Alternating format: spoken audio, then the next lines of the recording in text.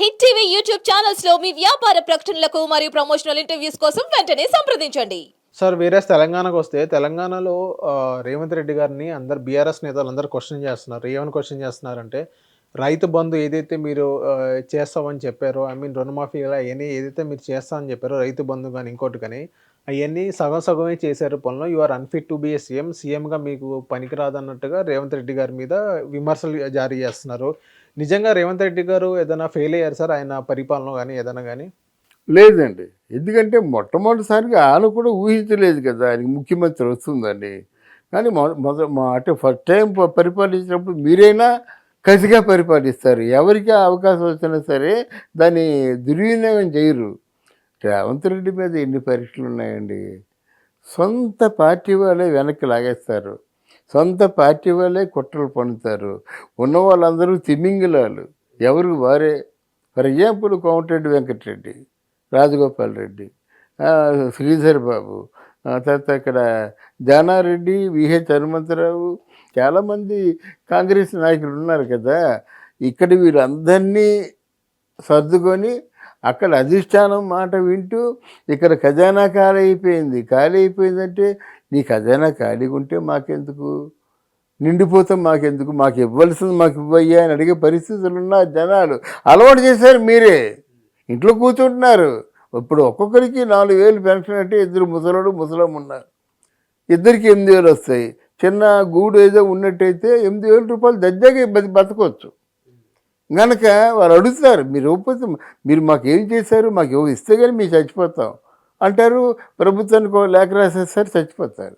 కనుక వాగ్దానాలు చేయడం గొప్ప కాదు, వాటిని ఆచరించడం గొప్ప. యక్షుడు ప్రశ్నలు వేస్తాడు, అంటే వాగ్దానాలు చేయడం గొప్ప, ఆచరించడం గొప్ప. అంటే వాగ్దానాలు లక్ష్య చేయొచ్చండి, ఒక్క వాగ్దానాలు కూడా ఆచరించలేవని చెప్తారన్నమాట. అంటే ఎవరైనా మీకేముంది, అందుకే వాగ్దానాలు చేయకూడదు. వాగ్దానాలు చేయకుంటే ఉంటే ఈ రాజకీయాల్లో లాభం లేదు, ఒక్క అడుగు ముందుకెళ్ళలేరు. ఇదంతా పెద్ద హైఫై బిజినెస్ అండి. రాజకీయాలు ఎవరు 100 కోట్ల పైన ఉన్న వాళ్ళు వస్తారు, మిగతా చాలా నిజాయితీపరుడు ప్రజలు చూస్తారండి. పవన్ కళ్యాణ్కి ఆ చరిస్మా లేకపోతే చూస్తారా?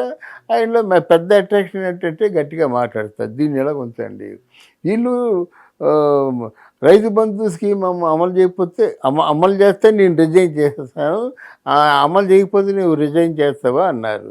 మరి అమలు చేశాడు, నువ్వు రిజైన్ చేసేస్తావా? అలా కాదు, ఎన్నికల్లో నువ్వు ఎన్ని హామీలు ఇచ్చావు, అవి నెరవేర్చి అంటాడు. నీకు ఎందుకయ్యా, నువ్వు అడిగిన దానికి సమాధానం చెప్పాడు, నువ్వు రిజైన్ చేయి, అది చేయడు. ఖజానా అంతకుముందు వచ్చినంత సంపద లేదు. సంపద లేదంటే కారణం ఖజానా ఖాళీ అయిపోయింది. ఖజానా ఖాళీ అయిపోయిందంటే మన కేసీఆర్ గారికి తర్వాత కూడా ఆయనే సీఎం అని గట్టి నమ్మకంతో ఎక్కడ ఫైల్స్ అక్కడ వదిలేశారు. ఎక్కడ ఫైల్స్ దానివల్లే మొత్తం ఆయన తాలూకు నిజరూప దర్శనం జరిగింది మనకి. అందువల్ల ఇన్ని లోపాలు మీలో పెట్టుకొని ఆయన ఏదో కష్టాలు కోర్చి కష్టపడుతూ పని నడిపిస్తున్నాడంటే ఇలా చేయడం న్యాయం కాదు. అది అంటే మీకు పోయి మీరే తవ్వుకుంటున్నారు. ఒక పక్క కవిత అరెస్ట్ అయిపోయింది, ఆ బెయిల్ ఇచ్చే అవకాశాలు లేవు. నెక్స్ట్ కేటీఆర్ అరెస్ట్ అయిపోతాడు. కేటీఆర్ కంటే ముందే కేసీఆర్ అరెస్ట్ అవుతాడో లేదో తెలీదు. అటువంటి పరిస్థితుల్లో మీరు కొంతైనా సింపతి తెచ్చుకోవడానికి కొన్నాళ్ళు ఊరుకొని నోరు మూసుకొని ఎందుకు దండగా. ఇప్పుడు మీరు ఏంటి అనుకున్నా మీరు తిడతారు, వాళ్ళు అంతకంటే తిడతారు. ఈ చెట్లు పురాణం తప్ప జరగబోయేది ఏమైనా ఉందా? ప్రజలే గమనిస్తారు. ప్రజలకి అంతకుముందు కంటే ఇప్పుడు మంచి పరిపాలన అందిస్తున్నారనే భావన వాళ్ళకు ఉంటే తప్పకుండా ఎంపీ చేసుకుంటారు. సార్ ఇంకోటి ఏంటంటే బీఆర్ఎస్ నేతలు ఏదైతే రేవంత్ రెడ్డి గారి మీద విమర్శలు చేస్తున్నారో అదే బీఆర్ఎస్లో చాలామంది ఎమ్మెల్యేలు కానీ ఇప్పుడు ప్రజెంట్ ఎమ్మెల్యేలు కానీ మాజీ ఎమ్మెల్యేలు కానీ ఖాళీ అయ్యే పరిస్థితి కాంగ్రెస్కి కానీ లేకపోతే బీజేపీకి కానీ వెళ్ళాలని చూస్తున్నారు, వెళ్ళిపోయే వాళ్ళు చాలామంది ఉన్నారు. ఈవెన్ మొన్న ఎంపీ ఎలక్షన్స్లో ఒకటంటే ఒక సీటు కూడా గెలవని పరిస్థితి బీఆర్ఎస్.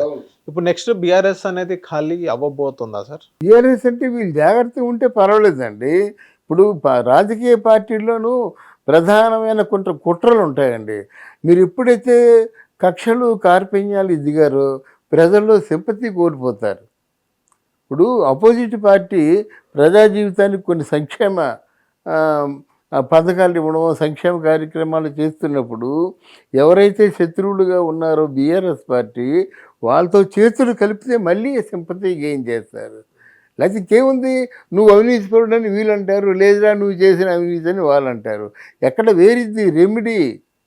అంటే మనకి ప్రత్యామ్నాయం ఆలోచించాలి కదా. ఆలోచించుకొని ఇలా తిట్టుకోవడం మాత్రం చాలా దుష్ట సాంప్రదాయం. ఈ సాంప్రదాయానికి ఎక్కడో ఖండన జరగాలి. తిట్టుకోవడం ఏంటండి చదువుకున్న వాళ్ళు. Thank you sir. Thank you. Hit TV app ని డౌన్లోడ్ చేసుకోండి. ఇందులో short news, live news, entertainment movies అన్ని అవైలబుల్ గా ఉన్నాయి. Please download Hit TV app. Hit TV app. Hit TV యాప్ని ఫ్రీగా డౌన్లోడ్ చేసుకోండి.